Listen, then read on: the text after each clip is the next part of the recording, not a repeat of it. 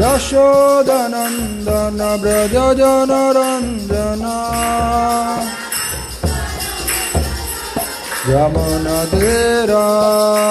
यमुनतीरावनचारी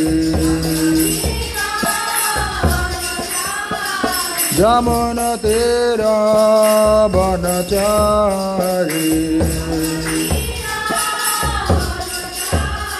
जय Radha Madhav Kunj Bihari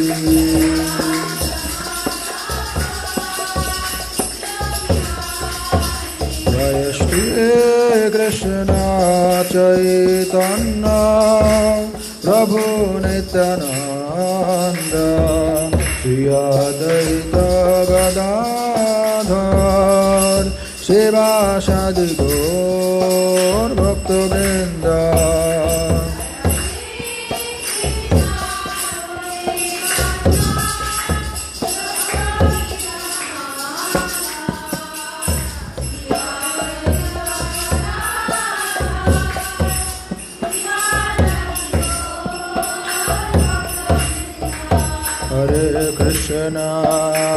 Hare Krishna Krishna Krishna Hare Hare Hare Rama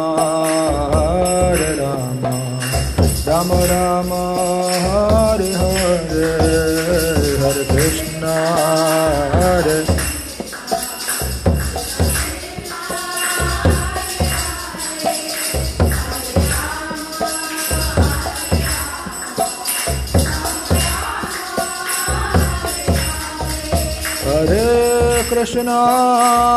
Krishna Krishna Krishna Hare Hare Hare Rama Rama Rama Hare Hare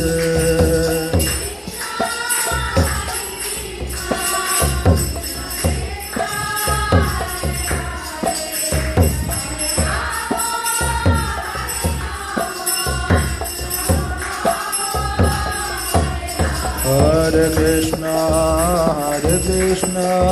Krishna Krishna Hare Hare Hare Rama Rama Rama Hare Hare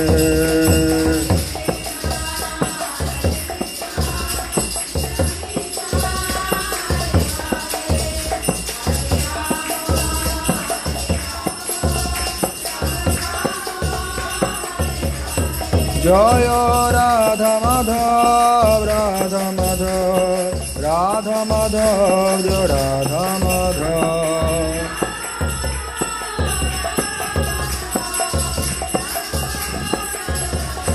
Jaya Gunja Bihari Gunja Bihari Gunja Bihari Jaya Gunja Bihari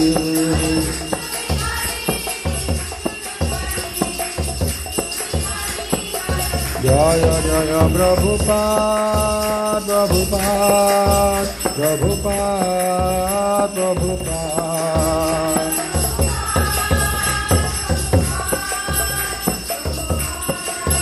Nitai Gaur Hari Bol Hari Bol Hari Bol Hari Bol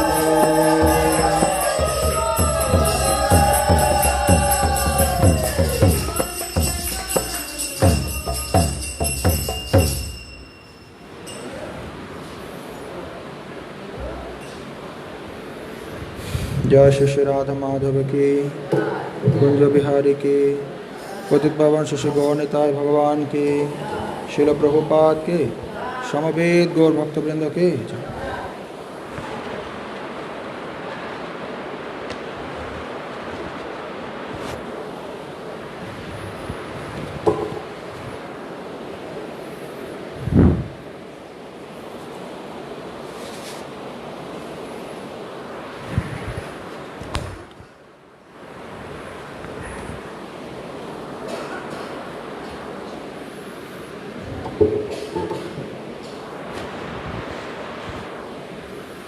ॐ अज्ञानातिमिरान्धस्य ज्ञानाञ्जनशलाकया चक्षुरुन्मीलितं येन तस्मै श्रीगुरवे नमः।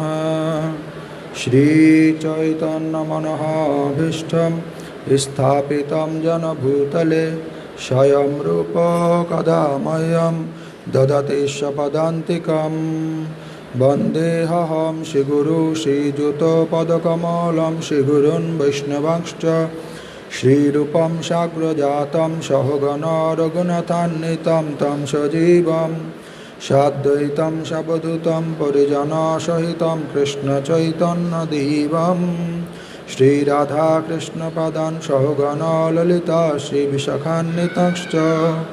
नमो विष्णुपदाय कृष्णप्रेष्ठाय भूतले प्रभुपादानुगामी श्रीशुभक्षमिने सदा दैन्यशीली सौभाग्याय सर्वजीवकृपाब्धये गुरो शिक्षा सदाचार पालकाय नमस्तुते। नमो विष्णुपदाय कृष्णप्रेष्ठाय भूतले श्रीमते भक्तिवेदान्त स्वामिनीति नामिने नमस्ते सरस्वती देवी गौरवाणी प्रचारिणे निर्विशेष शून्यवादी पाश्चात्यदेशतारिणे वंशकल्पतरुभ्यश्च कृपा सिन्धुभ्येव च पतितानां पावनेभ्यो वैष्णवेभ्यो नमो नमः।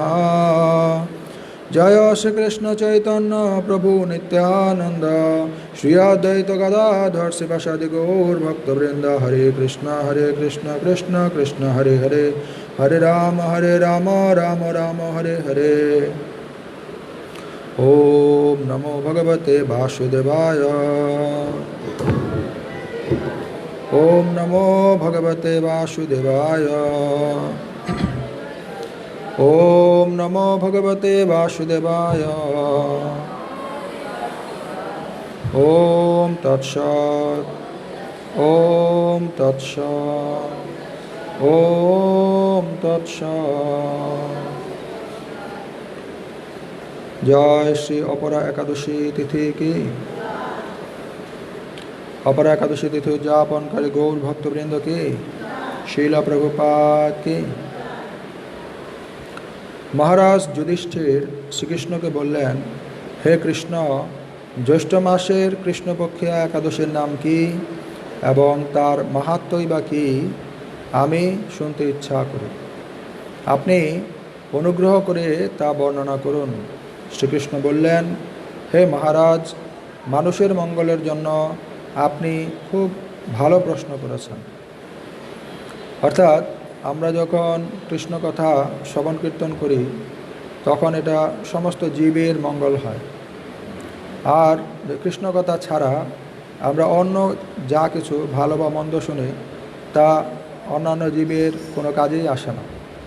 তা আমরা এখানে দেখতে পাচ্ছি যুধিষ্ঠির মহারাজ এখানে প্রশ্ন করেছেন, আমি শুনতে ইচ্ছা করি জ্যৈষ্ঠ মাসের কৃষ্ণপক্ষীয় একাদশীর নাম কি এবং তার মাহাত্ম্যই বাকি। উনি বলেননি সমস্ত মানুষের মঙ্গলের জন্য আপনি কিছু বলুন যাতে সমস্ত জীবের মঙ্গল হয়, উনি এরকম কিছু বলেননি। কিন্তু যেহেতু সেটা ভগবত কথা পরিবেশিত হলে তখন প্রকৃতি বিশুদ্ধ হয়, আর যখন প্রকৃতি বিশুদ্ধ হয় তখন সকলে এখান থেকে কল্যাণ পাবে। তো পরমেশ্বর ভগবান শ্রীকৃষ্ণ বললেন, হে মহারাজ, মানুষের মঙ্গলের জন্য আপনি খুব ভালো প্রশ্ন করেছেন। বহু পুণ্য প্রদানকারী, মহাপাপ বিনাশকারী ও পুত্র দানকারী এই একাদশী অপরা নামে খ্যাত। তো এখানে শ্রী ভগবান তিনটি বৈশিষ্ট্য বললেন। অন্যতম একটি হচ্ছে মহাপাপ বিনাশ করে। কি কি পাপ বিনাশ করে তা আমরা পাবো একটু পরে।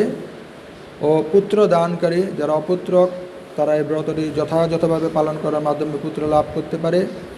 ও একাদশী দুইটি, এই একাদশী অপরা নামে খ্যাত।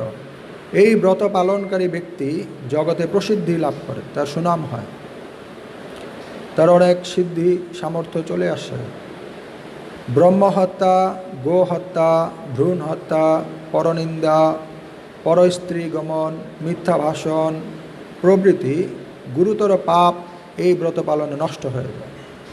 তো আমরা যদি দেবতাদের প্রতি কোনো উৎপীড়ন করে থাকি কিংবা আমরা গাভী হত্যা করে থাকি, কিংবা আমরা আমাদের সন্তান যা গর্ভে আসে পরবর্তীতে আমরা মনে করি এটি প্রয়োজন নেই, এটাকে হত্যা করি, সেটাকে বলা হচ্ছে ভ্রূণ হত্যা।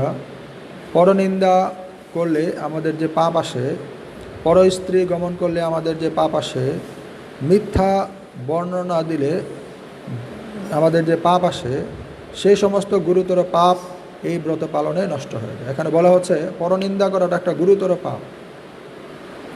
এটা সাধারণ কিছু নয় যে আমরা টাইম পাস করার জন্য কিছু একটা বলে দিলাম।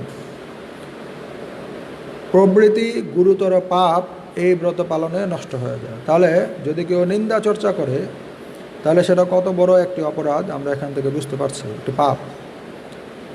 তো শ্রী ভগবান বললেন, যারা মিথ্যা সাক্ষ্য দান করে, যেমন এটি সাধারণত কোর্টে হয় বা কোনো বিচারে, যারা ওজন বিষয়ে ছলনা করে, কোনো ব্যবসায়ী, শাস্ত্রের মিথ্যা ব্যাখ্যা প্রদান করে কোনো পণ্ডিত, জ্যোতিষের মিথ্যা গণনা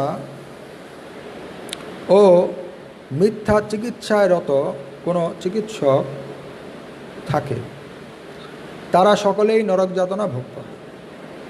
তার মানে আমরা যদি কারো পক্ষপাতিত্ব করে মিথ্যা কথা বলে দিই, তার মানে আমাদের নরকের দুয়ার খুলে যাচ্ছে। যারা মিথ্যা সাক্ষ্য দান করে, যারা ওজন বিষয়ে ছলনা করে, ও মূল্য নিচ্ছে কেজিতে আর পণ্য দিচ্ছে সেরে, তাহলে ওজন বিষয়ে ছলনা করে, শাস্ত্রের মিথ্যা ব্যাখ্যা প্রদান করে, যদি ভুল বলে দেয় বৈদিক শাস্ত্রের কিছু, যেমন একাদশীতে আটা খাওয়া যায়, আর একটুখানি নিন্দা চর্চা করলে কোনো সমস্যা নাই, সবসময় কি কৃষ্ণ কথা বলতে হবে? একটু পারস্পরিক আমরা ভাব আদান প্রদান করি। এরকম শাস্ত্রের মিথ্যা ব্যাখ্যা প্রদান করা, জ্যোতিষের মিথ্যা গণনা, বইটা তোমার কাছে রাখো, হরে কৃষ্ণ, এটা তোমার কাছে রাখো।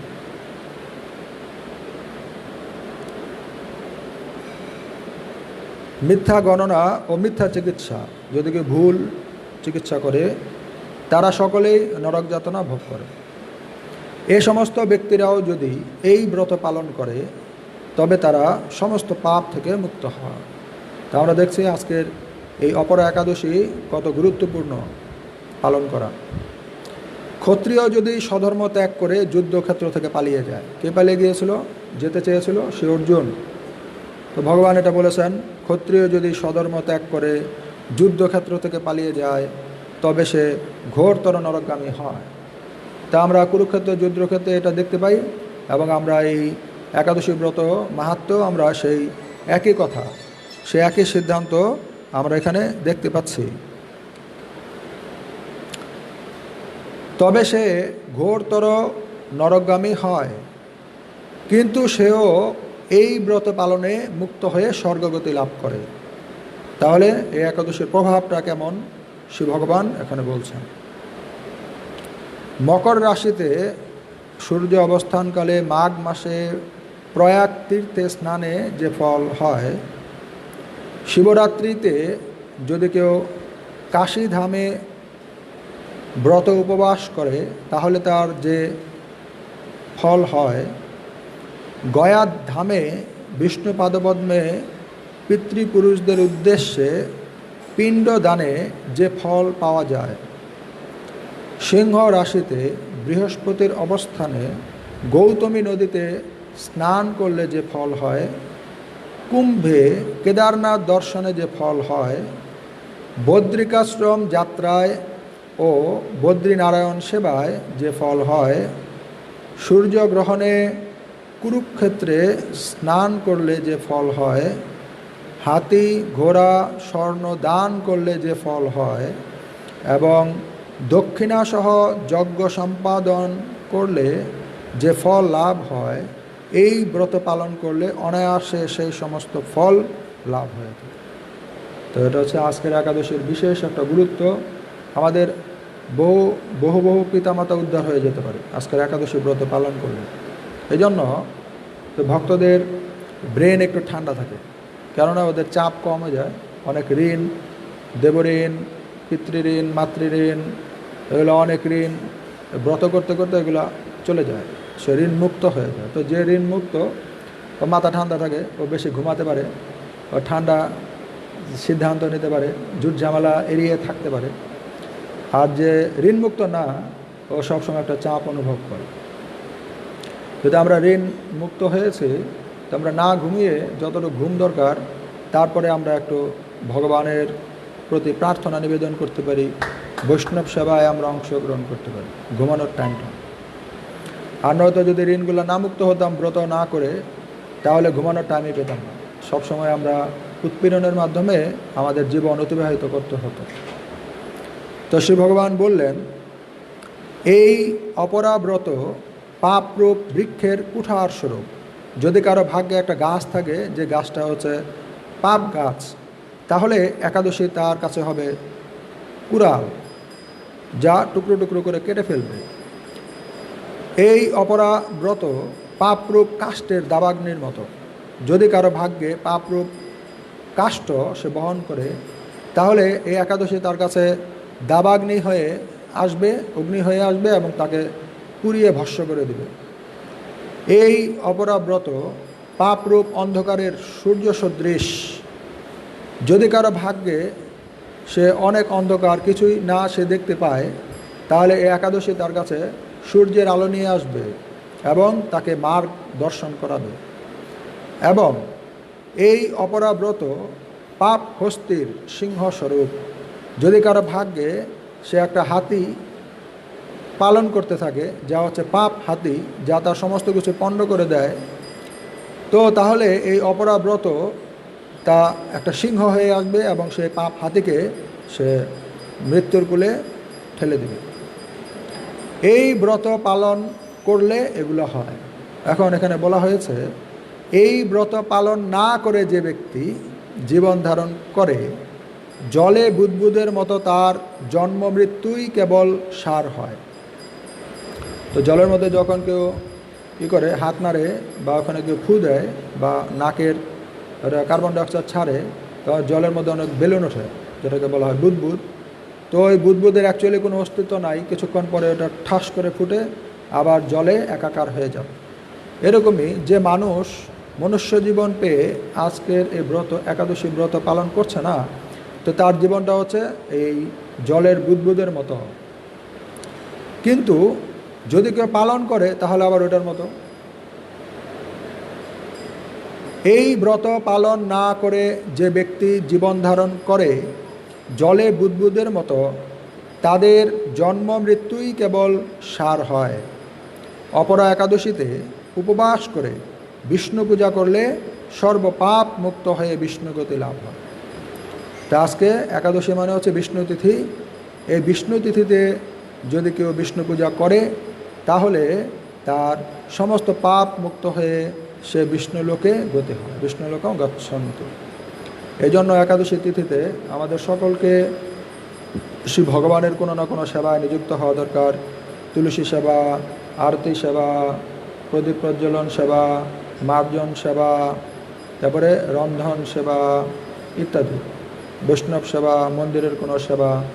কেননা বিষ্ণু তিথিতে যখন বিষ্ণু আসেন, তখন বিষ্ণু দেখেন ওনার সেবাটা আমরা কীভাবে করছি। এই জন্য বিশেষ করে যারা ধর্মপরায়ণ, তারা মন্দিরে যায়, তখন দেখে মন্দিরে তো আগরবাতি প্রদীপ নিবেদনের ব্যবস্থা আছে না। তখন তারা কি করে, একাদশীতে তো ভগবানকে উদ্দেশ্য করে তখন আগরবাতি প্রদীপ প্রজ্বলন করে।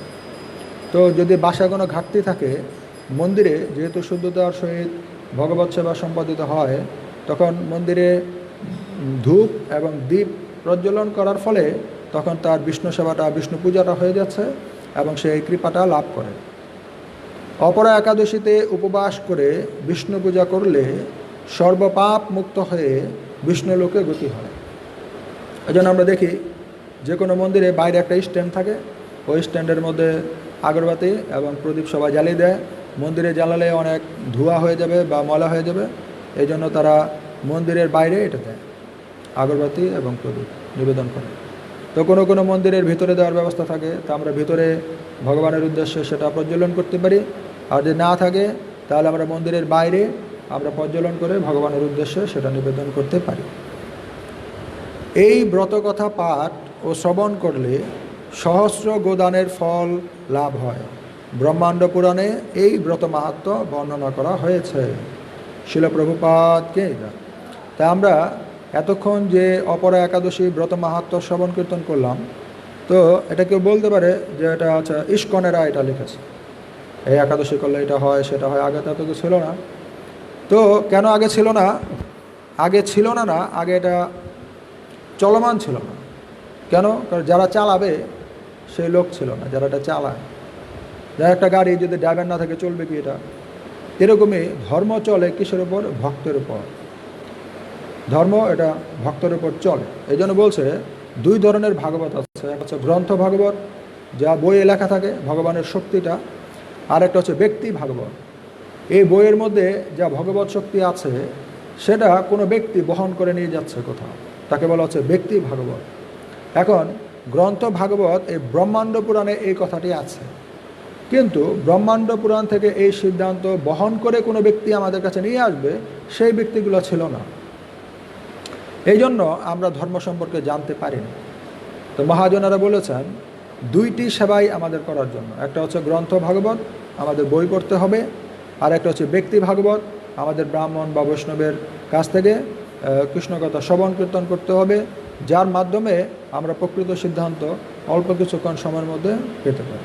যেমন আজকের একাদশী ব্রতটি আমরা জেনেছি মোটামুটি 15 মিনিট প্রায়। এখন যদি ব্রহ্মাণ্ড পুরাণ এত বড় একটা বই আমাদের দেওয়া হয়, আমরা কোন জায়গায় এটি পাবো এটা ঠিক নাই। পড়তে পড়তে পড়তে পড়তে কয়দিন লেগে যাবে সেটা আমরা জানি না। এই জন্য বলছে অনেক সময় গ্রন্থ ভাগবতের থেকে ব্যক্তি ভাগবত আমাদের জন্য অত্যন্ত কৃপাময় এবং তার প্রয়োজনীয়তা বেশি।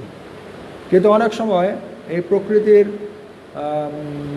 কার্যকলাপের দ্বারা প্রভাবিত হয়ে আমরা ব্যক্তি ভাগবতকে তুচ্ছ তাচ্ছিন্ন জ্ঞান করি এবং গ্রন্থ ভাগবতকে আমরা অধিক গুরুত্ব দিই।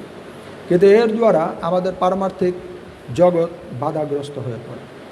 কেননা গ্রন্থ ভাগবতের সেবা করার মাধ্যমে আমরা সিদ্ধান্তগুলো যাজন করতে পারি, কিন্তু ব্যক্তি ভাগবতের যাজন করার মাধ্যমে আমরা সিদ্ধান্ত এবং ওই ব্যক্তি যা ভজন করছে সে ভজন শক্তিটা আমরা লাভ করতে পারি। এটাতে আমাদের দুইটা লাভ। যেমন শিল প্রভুপাদকে একজন জিজ্ঞাসা করেছিলেন, প্রভুপাদ আপনি বলেছেন ক্লাসে যে বহু বহু জন্মের স্বীকৃতি না থাকলে কেউ কৃষ্ণ ভক্ত হতে পারে না, তাহলে এখানে যারা আছে এরা শুয়োর, তারপরে সব ধরনের পশু পাখি খেত, মদ খেত, ক্লাবে যেত, অবৈধ সঙ্গ করতো, জুয়া খেলতো, হেন কোনো কাজ নেই যে তারা করেনি, চুরি ডাকাতি রাহাজানি সবই তারা করেছে, এরকম অনেকে। তো এখন তারা ভক্ত হয়ে যাচ্ছে কিভাবে? তো প্রভুপাদ বলেছেন যে আমি আমার স্বীকৃতি তাদেরকে দান করছি। তার মানে আমরা যখন বৈষ্ণবের সঙ্গে থাকি তখন আমরা দুইটা বিষয় একসাথে পাই। একটা হচ্ছে ভগবত সিদ্ধান্ত আর আরেকটা হচ্ছে বৈষ্ণবের কৃপা, মানে ভগবত ভক্তি। কিন্তু আমরা গ্রন্থ অধ্যয়ন করলে তখন আমরা ভগবত সিদ্ধান্ত পেতে পারি, কিন্তু ভগবত ভক্তিটা আমরা লাভ করতে পারি না। কেন? ভগবত ভক্তি এটা ভগবান আমাদের দান করতে পারে, আর ভগবানের দূত অর্থাৎ ওনার সেবক আমাদের দান করতে পারে, যারা ওনার সন্তুষ্টি বিধানের জন্য নিজেদের সমস্ত কিছু উৎসর্গ করেছেন।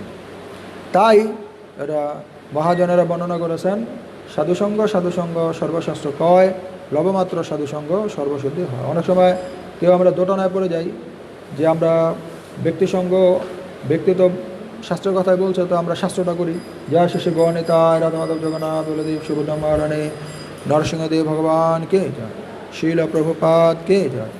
তো অনেক সময় আমরা এরকম দোটানার মধ্যে পড়ে যাই, কিন্তু মহাজনেরা আমাদেরকে প্রায়োরিটি দিয়েছে এটাই। যা চৈতন্য মহাপ্রভুকে এক সময় এক ভক্ত প্রশ্ন করেছেন, মহাপ্রভু আমার অধিক কল্যাণ কিসে হয়, কি করলে আমার অধিক কল্যাণ হবে? তো তখন মহাপ্রভু বর্ণনা করেছেন, যাহ ভাগবত পর বৈষ্ণবেরও স্থানে।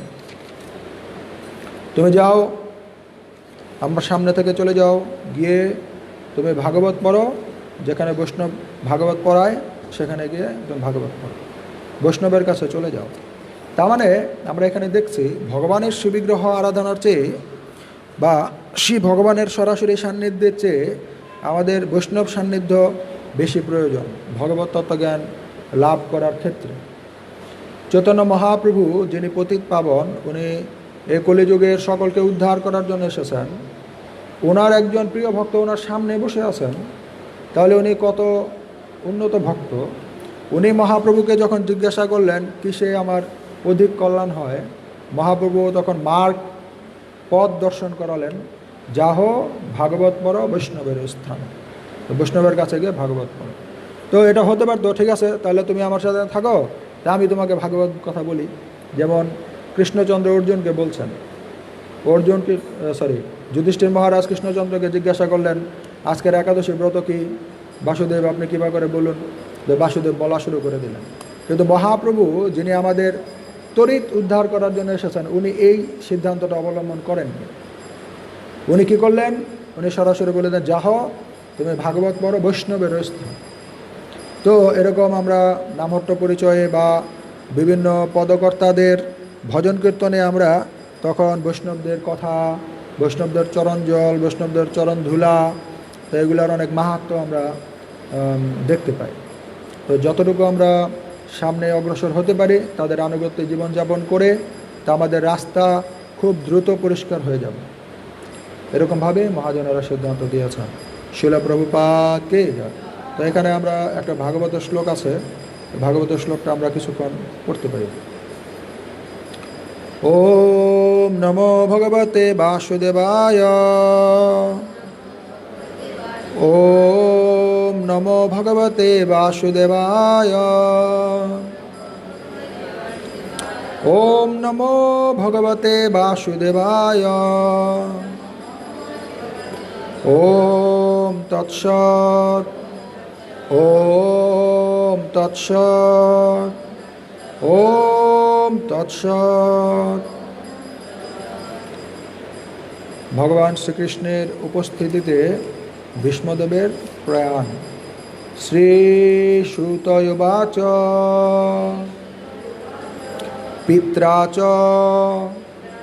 অনুমতঃ রাজা বাসুদেব অনুমোদিতঃ চকার রাজ্যম ধর্মেণ পিতৃ পৈতামহম বিভু।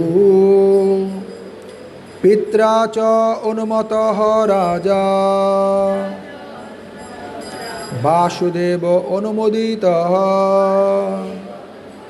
চকার রাজ্যম ধর্মেণ পিতৃ পৈতামহম বিভু। পিত্রা চ অনুমতঃ রাজা বাসুদেব অনুমোদিতঃ চকার রাজ্যম ধর্মেণ পিতৃ পৈতামহম বিভু। আপনারা কেউ পড়তে পারেন একবার বা দুইবার, যেটা দেখে দেখে পড়ুন।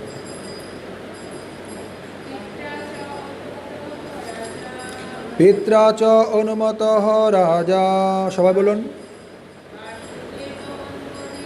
বাসুদেব অনুমোদিতঃ চকার রাজ্যম ধর্মেণ পিতৃ পৈতামহম বিভু। আরেকজন বলুন। আমাদের মধ্যে জড়তা আছে, এই জন্য আমরা এটা ভগবত কথাটা বলতে পারি না, কিন্তু এটা ইস্কন সুযোগ করে দিচ্ছে যাতে আমরা এই জড়তা থেকে উত্তীর্ণ হতে পারি। সাথে সাথে কেউ চেষ্টা করুন এটা দেখে পড়ার জন্য। পিত্রা চ অনুমতঃ, শোনা যাচ্ছে না, কি বলছেন? পিত্রা চ অনুমতঃ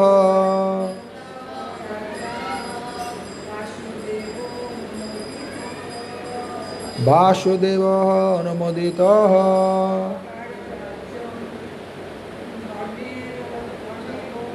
চকার রাজ্যম ধর্মেণ পিতৃ পৈতামহম বিভু। আরেকজন।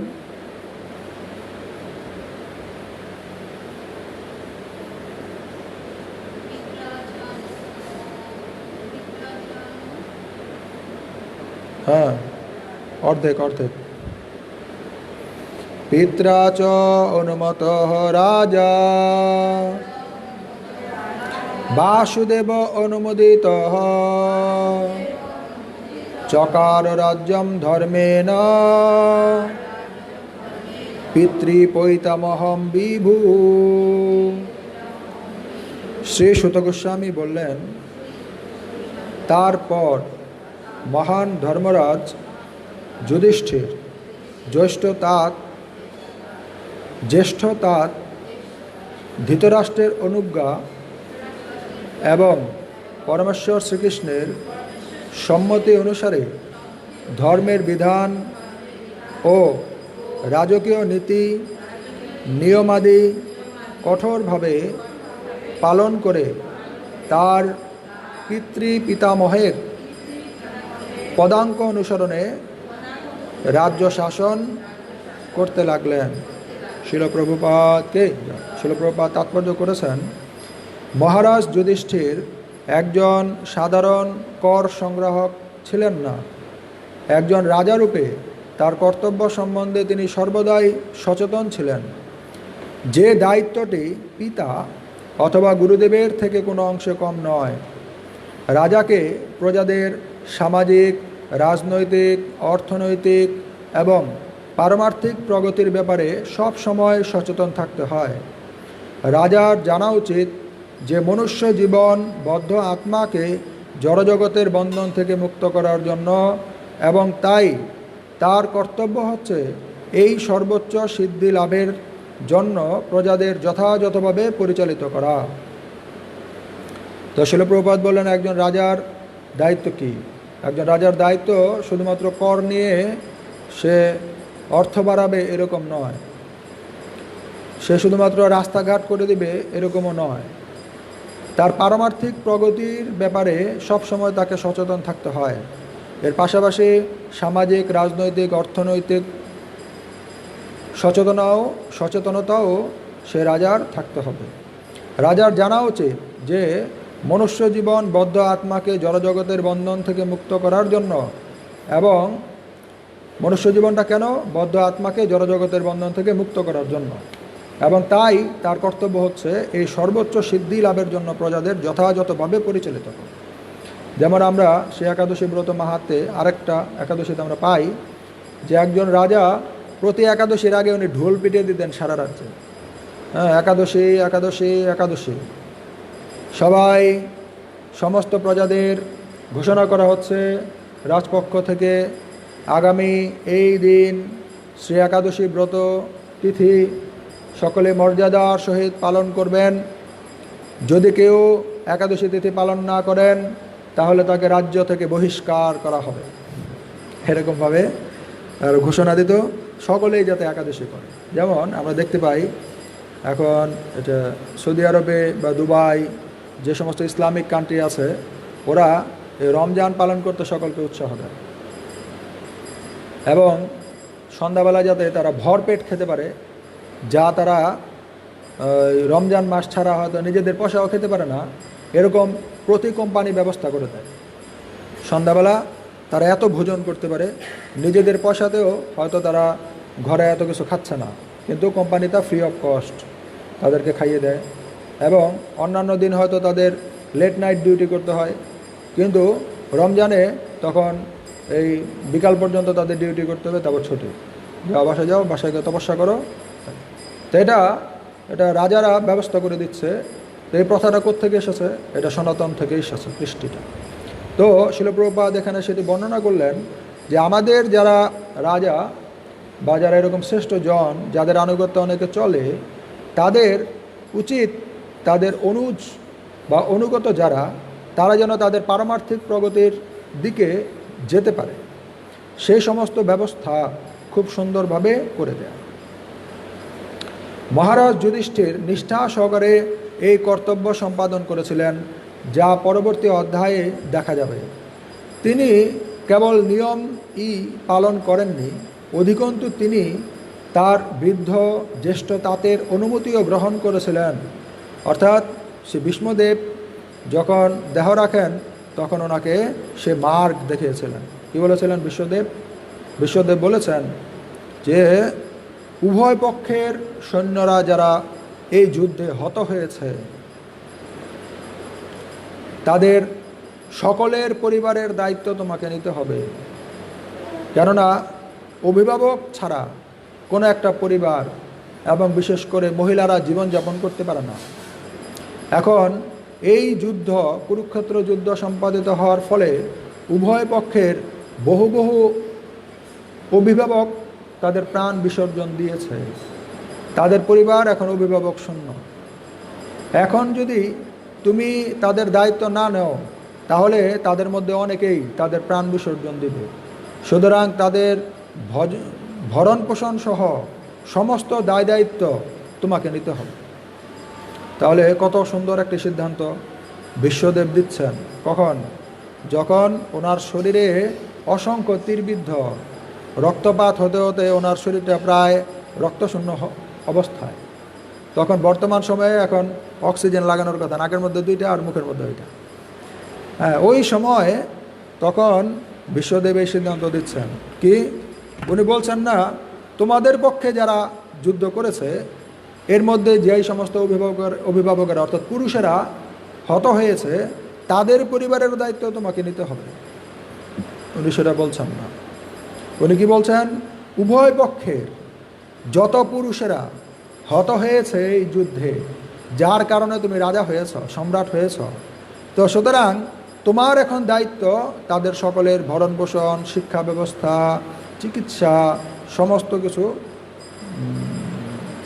কিছু প্রতিপালন করা, পরিচালনা করা, এই দায় তোমাকে নিতে হবে। এটি শিল প্রভুপাদ এখানে বলছেন যে অধিকন্তু তিনি তার বৃদ্ধ জ্যেষ্ঠ তাঁতের অনুমতিও গ্রহণ করেছিলেন প্রজাদের কিভাবে প্রতিপালন করতে হবে।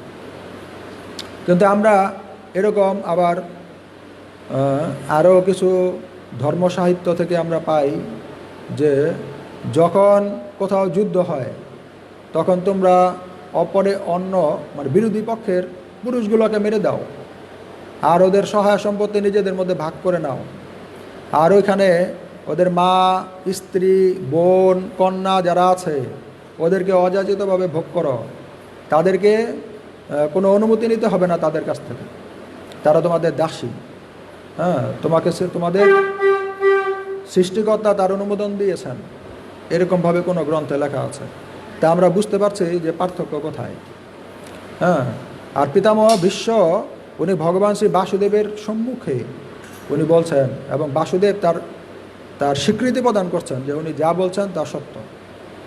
অনেক সময় মৃত্যুর সময় কারো বুদ্ধি বিভ্রান্ত হয়ে যায়, কেউ মনে করতে পারে যে না ভীষ্মদেব ভুলভাল বকে দিয়েছেন মরার সময়। হ্যাঁ, অনেকগুলা তীর ওনার শরীরে বিদ্ধ ছিল, রক্তপাত হচ্ছিল, ওনার মধ্যে নিয়ন্ত্রণ ছিল না, এই জন্য উনি সত্য মিথ্যা কিছু একটা বলে দিয়েছেন, সব কিছু কি করতে হবে। এই জন্য বলার আগে উনি শ্রী বাসুদেবকে উনি অনুরোধ করেছেন, আমি অনুরোধ করছি শ্রী বাসুদেব যিনি সমস্ত বিশ্ব ব্রহ্মাণ্ডের পরিচালনা করেন, সৃষ্টি করেন, যার ইচ্ছা সমস্ত কিছু ধ্বংস হয়, উনি যেন আমার সম্মুখভাবে অবস্থান করেন। হ্যাঁ, উনি ভগবানকে প্রার্থনা করে তারপরে ওখানে অবস্থান করিয়ে তারপরে উনি এই সিদ্ধান্তগুলো দিয়েছেন। উভয় পক্ষের যত অভিভাবক পুরুষেরা মারা গিয়েছে, যাদের কারণে তুমি রাজ্য পেয়েছ, তাদের সমস্ত পরিবারের তোমাকে দায়িত্ব নিতে হবে, তাদের ভরণ পোষণ, চিকিৎসা, শিক্ষা ব্যবস্থা ইত্যাদি ইত্যাদি ইত্যাদি, যা কিছু একজন মানুষের প্রয়োজন। তাহলে আমরা দেখতে পাই এটাও একটা রাজ্য শাসন ব্যবস্থা, আবার ওইটাও একটা রাজ্য শাসন ব্যবস্থা। তোমরা ভাগ করে নাও, তার অনুমতির প্রয়োজন নাই, দাসী বানাও, হ্যাঁ, অনেক কিছু আছে। এই জন্য আমাদের সাধুসঙ্গ করতে হবে। এখন যে ভাগবত জানে না সে তো মনে করবে না ওইটাই হচ্ছে ধর্ম, আমি শক্তি দিয়ে যুদ্ধ করে হারিয়েছি তো সব কিছুতে আমারই, ঠিক না? যে ডাকাতি করার পর যা থাকে ওগুলোর মালিক তো সেই হয়, কিন্তু সে তো আর ধার্মিক না, সে তো ডাকাত, ঠিক না? তার পরিচয় না সে মুখ ধর্মাবলম্বী, তখন তাকে বলা হয় সে হচ্ছে ডাকাত। এরকমই তো এখানে বিশ্বদেব এখানে সনাতন ধর্ম সম্পর্কে শিক্ষা প্রদান করলেন, কেউ যাতে না বলতে পারে যুধিষ্ঠির মহারাজ ডাকাত, সে যে ধার্মিক, সাধু, পরোপকারী, জ্ঞানী, শেষে গৌরনিতাই রাধামাধব জগন্নাথ বলদেব সুভদ্রা ঋষি নরসিংহদেব ভগবানকে জয়, শিল প্রভুপাদকে জয়। তো তার পরিচয় তিনি মৃত্যুর সময় তখন তা প্রতিষ্ঠা করে গিয়েছেন। শিল প্রভুপাদকে, এর দ্বারা আমরা বুঝতে পারি সনাতন ধর্ম কত নির্মল এবং এই ধর্ম যারা যাজন করেন তাদের চরিত্র কত নির্মল।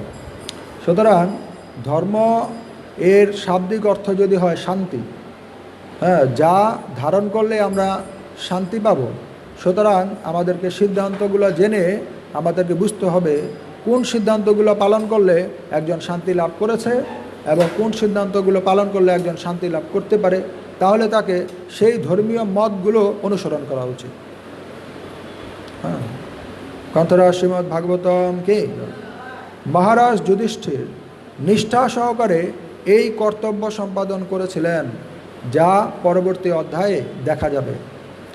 তিনি কেবল নিয়মই পালন করেননি, অধিকন্তু তিনি তার বৃদ্ধ জ্যেষ্ঠ তাতের অনুমতিও গ্রহণ করেছিলেন, যিনি ছিলেন একজন বিজ্ঞ রাজনীতিবিদ এবং তা শ্রীমদ্ ভগবদ্গীতার দর্শনের বক্তা শ্রীকৃষ্ণের দ্বারাও অনুমোদিত হয়েছিল। ভগবান তা অনুমোদন করেছিলেন।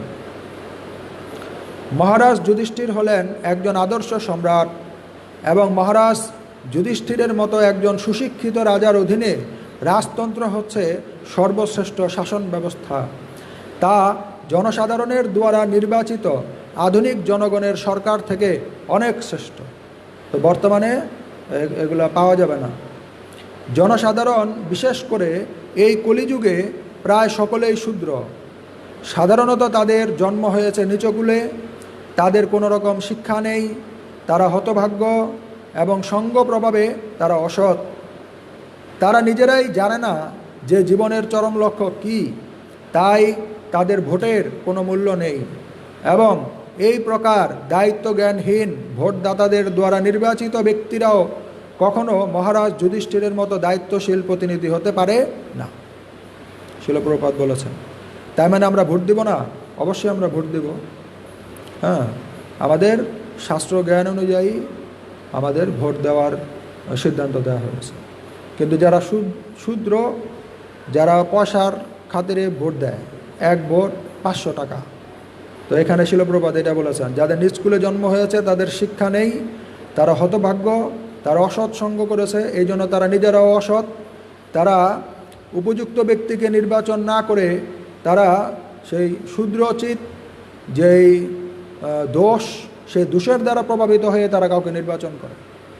তো তাদের এরকমভাবে নির্বাচন করার অধিকার নেই। হ্যাঁ, এখানে শিল প্রভুপাদ বলেননি যে ভোট দান করা যাবে না। এখানে বলেছেন যে যারা অনীতি গ্রহণ করে ভোট প্রদান করে তাদের ব্যাপারে শিল প্রভুপাদ এখানে বলেছেন। ইতি শ্রীকৃষ্ণের উপস্থিতিতে ভীষ্মদেবের প্রয়াণ নামক শ্রীমদ্ ভাগবতের প্রথম স্কন্দের 9ম অধ্যায়ের ভক্তিবেদান্ত তাৎপর্য সমাপ্ত। শিল প্রভুপাদকে জয়। তো আমরা এরকমভাবে গ্রন্থ অধ্যয়ন করতে পারি, শ্রীমদ্ ভগবদ্গীতা, শ্রীমদ্ ভাগবতম। তো শ্রীমদ্ ভাগবতম অনেকে অধ্যয়ন করে একটু তাড়াতাড়ি, যে কেউ অধ্যয়ন করতে পারে, কিন্তু শ্রীমদ্ ভাগবতমের শ্লোকগুলো আমরা দেখলাম কত কঠিন, চোখে দেখেও পড়তে পারছে না। হ্যাঁ, আবার ওঠার পরেই ভুলে যাব। কিন্তু শ্রীমদ্ ভগবদ্গীতার শ্লোকগুলো এত কঠিন না, কেননা শ্রীমদ্ ভগবদ্গীতার জ্ঞান পরমেশ্বর ভগবান স্বয়ং দিয়েছেন এই কলিযুগের জীবদেরকে তা অধ্যয়ন করার জন্য এবং তাদেরকে বোঝার জন্য আমাদের কি করতে হবে। এই জন্য শ্রীমদ্ ভগবদ্গীতার শ্লোকগুলো অনেক কঠিন, সহজ। যেমন আমরা প্রাথমিক বিদ্যালয়ে যা পড়ি, সেই প্রশ্ন উত্তর, হ্যাঁ, সমস্ত কিছু থাকে সহজ, উচ্চারণ, হ্যাঁ, ব্যাখ্যা, সমস্ত কিছু থাকে সহজ। কিন্তু হাই স্কুলে যা থাকে জ্ঞানগুলো, তা থাকে তার চেয়ে কয়েক গুণ বেশি কঠিন। তো যারা প্রাইমারি স্কুলে তারা ভালো করে জ্ঞান আয়ত্ত করতে পারে না, উচ্চ বিদ্যালয়ে তারা কোনো রকম ওঠে সুপারিশের কারণে, হ্যাঁ, কিন্তু তারা ওটা কিছুই করতে পারে না। তারা প্রতি বছরই অনেকগুলো ডাব পায়, হ্যাঁ, আর এত ডাব পায় পরে তাদের মাথা হ্যাং হয়ে যায়, তখন কোনো ডাবই তারা খেতে পারে না, তারপরে তারা চাকরিতে লেগে যায়। এই জন্য মহাজনের একটা সুন্দর রাস্তা করেছেন, যাতে ডাব আমাদের মাথায় না পড়ে। এই জন্য আমরা শ্রীমদ্ ভগবদ্গীতা কয়েকবার ভালো করে বুঝে বুঝে পড়তে পারি। এখানে অনেক গুরুত্বপূর্ণ শ্লোক আছে, সবগুলোই গুরুত্বপূর্ণ, কিন্তু তারপরেও আমাদের জীবনযাত্রার সাথে মিলিয়ে আমরা কিছু শ্লোক আমরা আয়ত্ত করতে পারি, মুখস্থ করতে পারি, তা আমরা আমাদের জীবনে প্রয়োগ করতে পারি, তার কিছু চাক্ষুষ প্রমাণ আমরা লাভ করতে পারি। তাহলে আমাদের শ্রীমদ্ ভগবদ্গীতার জ্ঞানটা একটু পাকাপোক্ত হয়, একটু শক্ত হয়। তারপরে আমরা শ্রীমদ্ ভাগবতম পড়তে পারি। হ্যাঁ, সহজ জিনিসগুলো আয়ত্ত করলে তারপরে আমরা কঠিন জিনিসটা আয়ত্ত করার চেষ্টা করতে পারি। কিন্তু যে সহজ বিষয়টা আয়ত্ত করতে পারেনি, সে কীভাবে কঠিন বিষয়টা আয়ত্ত করবে, ঠিক না? এই জন্য বলা হয়েছে যে আমরা শ্রীমদ্ ভগবদ্গীতা কয়েকবার আগে ভালো মতো পড়ে আমরা সেখান থেকে কিছু শ্লোক আমাদের জীবনের আমাদের জীবনের অবকাঠামো রূপে আমরা প্রতিষ্ঠিত করি। তারপরে আমরা যেন শ্রীমদ্ ভাগবতম পড়ি। আর নয়তো আমরা একদিক দিয়ে পড়বো, আরেক দিক দিয়ে ভুলে যাব। যেমন একটা আলোচনায় এরকমভাবে হয়েছে যে কোনো একটা পরীক্ষায় কাউকে 700 প্রশ্ন করতে হচ্ছে, আবার কোনো একটা পরীক্ষায় কাউকে 18,000 প্রশ্ন করতে হচ্ছে। হ্যাঁ, এখন দুইটা পরীক্ষাতেই পাশ করতে হবে। কেউ চাইলে ও 700 প্রশ্ন পড়ে উত্তর দিয়ে পাশ করতে পারে, আবার কেউ যদি চায় 18,000 প্রশ্ন পড়ে তারপরে সে পরীক্ষা দিয়ে পাশ করবে। এখন যার মাথা ঢাল, ও কি করবে? ওকে 18,000 শ্লোক পড়ে পরীক্ষা দিতে যাবে, নাকি 700 শ্লোক পড়ে পরীক্ষা দিতে যাবে? কী করবে? যার মাথা ঢাল ও কী করবে? এই জন্য আমাদের 700 শ্লোক সমন্বিত শ্রীমদ্ ভগবদ্গীতা আগে অধ্যয়ন করা চাই, যাতে আমাদের ঢাল মাথার নাটবল্টু একটু টাইট হয়, তারপরে আমরা সামনের দিকে যেতে পারি। শিল প্রভুপাদকে শ্রীমদ্ ভগবদ্গীতা যথাযথকে, গ্রন্থরাজ শ্রীমদ্ ভাগবতমকে, সমবেত গৌর ভক্তবৃন্দকে গৌর প্রেমানন্দে। এখানে একজন প্রশ্ন করেছেন, প্রশ্নটি হলো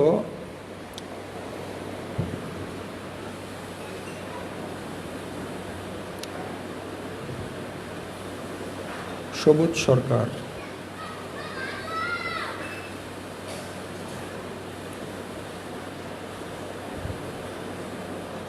প্রশ্নটি হলো,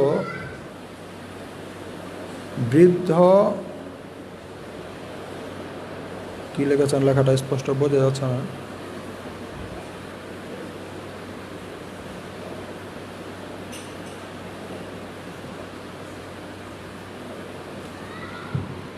আমি যেটা বুঝতে পারছি যে পিতামহ ভীষ্ম উনি তীরবিদ্ধ অবস্থায় কতদিন ছিলেন। তো তীরবিদ্ধ অবস্থায় কতদিন ছিলেন এটা কোথাও লেখা থাকতে পারে, কিন্তু এটা আমার পড়া হয়নি, বা যতটুকু আমরা শ্রবণ কীর্তন করেছি ততটুকু পর্যন্ত এই মেয়াদটা কতদিন পিতামহ ভীষ্ম তীরবিদ্ধ অবস্থায় ছিলেন সেটা আমরা শ্রবণ কীর্তন করিনি।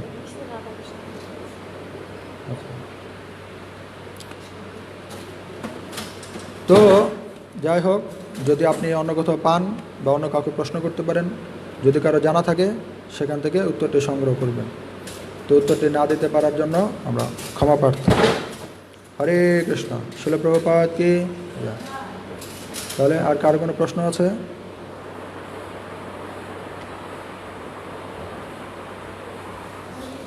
হ্যাঁ,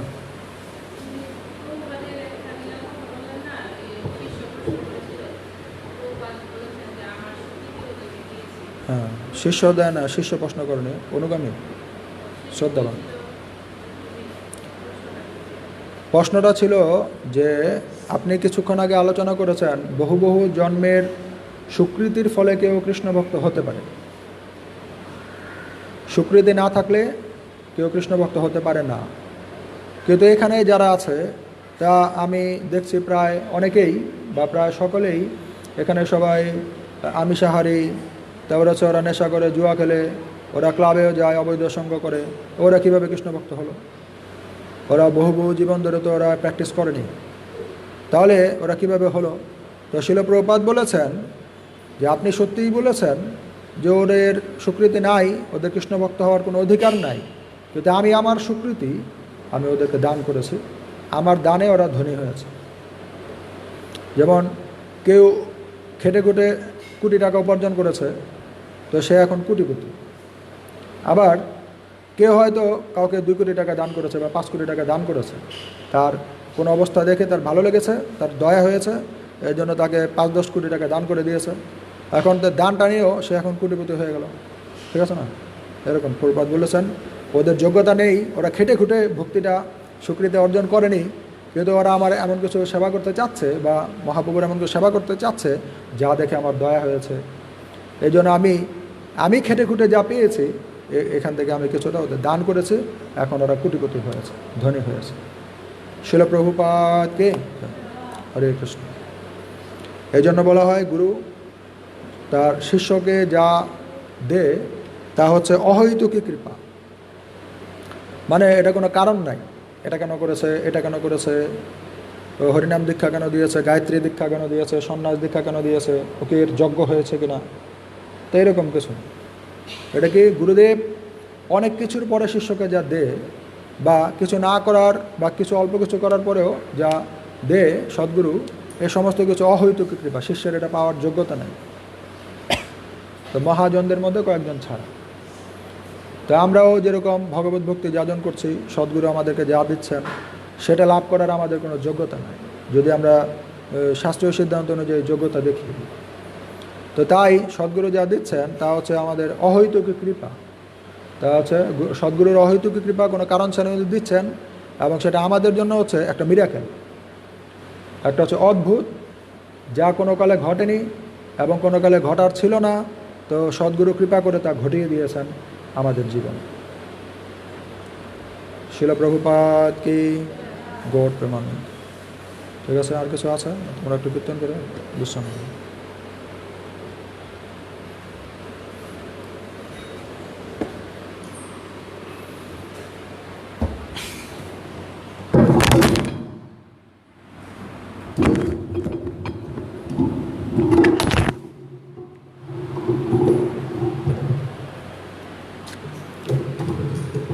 জয় শ্রী কৃষ্ণ চৈতন্য প্রভু নিত্যানন্দ শ্রী অদ্বৈত গদাধর শিবাসাদি গৌর ভক্তবৃন্দ।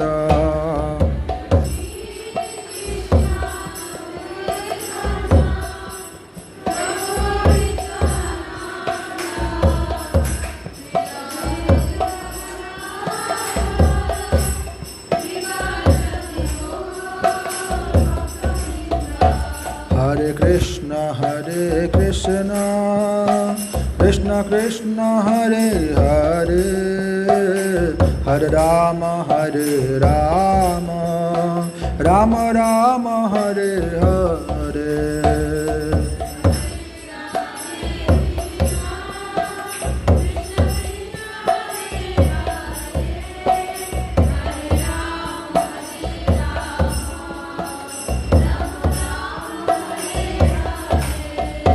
Hare Krishna Krishna Krishna Hare Hare Hare Rama Rama Rama Hare Hare।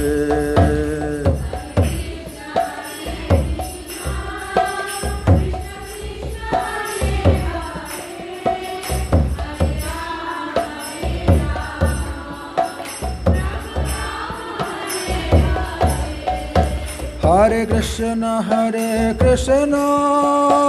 Krishna Krishna Hare Hare Hare Rama Rama Rama Hare Hare।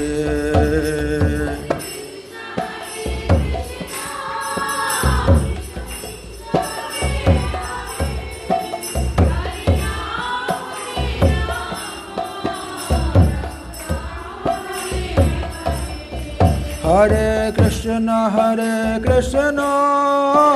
Krishna Krishna Hare Hare Hare Rama Rama Rama Hare Hare।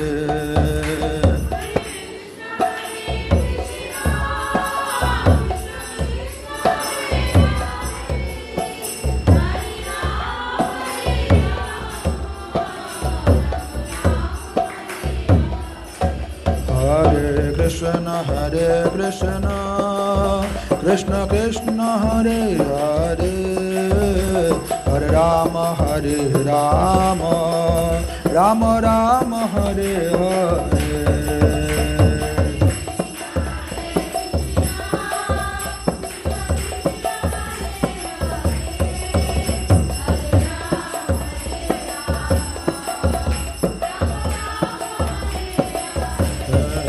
Hare Krishna Krishna Krishna Hare Hare Hare Rama Rama Rama Hare Hare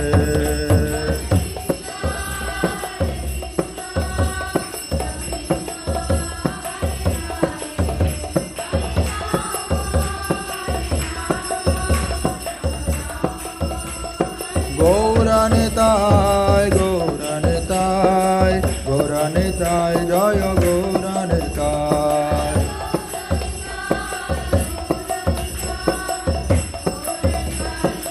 Radha Madhav Jaya Radha Madhav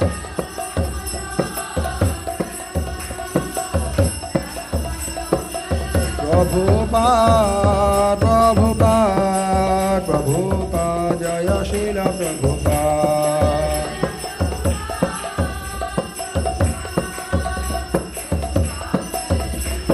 Jaya Guru Maharaj Jaya Guru Maharaj Jaya Guru Maharaj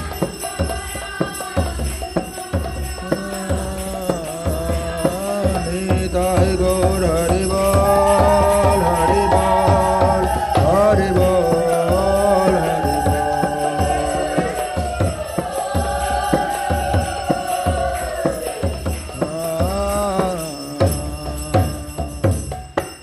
Bhavan Mangal Harinam Sankirtan ki Namacharya Srila Haridas Thakur ki Srila Prabhupada ki Shri Harivasar Tithi ki উদযাপনকারী Gour ভক্তবৃন্দ কি সমবেত গৌর ভক্তবৃন্দ কি সকলের কৃষ্ণ প্রেম ভক্তি লাভকে প্রার্থনা কি গৌর প্রেমানন্দে নমো ব্রহ্মণ্য দেবায় গো ব্রাহ্মণ্য হিতায় চ জগদ্ধিতায় কৃষ্ণায় গোবিন্দায় নমো নমঃ বাঞ্ছা কল্পতরুভ্যশ্চ কৃপা সিন্ধুভ্যেব চ পতিতানাং পাবনেভ্যো বৈষ্ণবেভ্যো নমো নমঃ অনন্ত কোটি বৈষ্ণববৃন্দের চরণ বন্দনা কি জয়।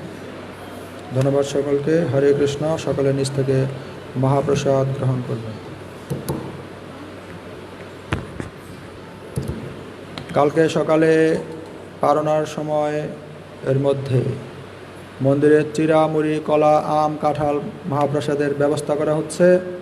তা আপনারা যারা উপস্থিত আছেন তারা সকলে সকালে 8টা বাজে মহাপ্রসাদের জন্য মন্দিরে নিমন্ত্রণ। হরে কৃষ্ণ।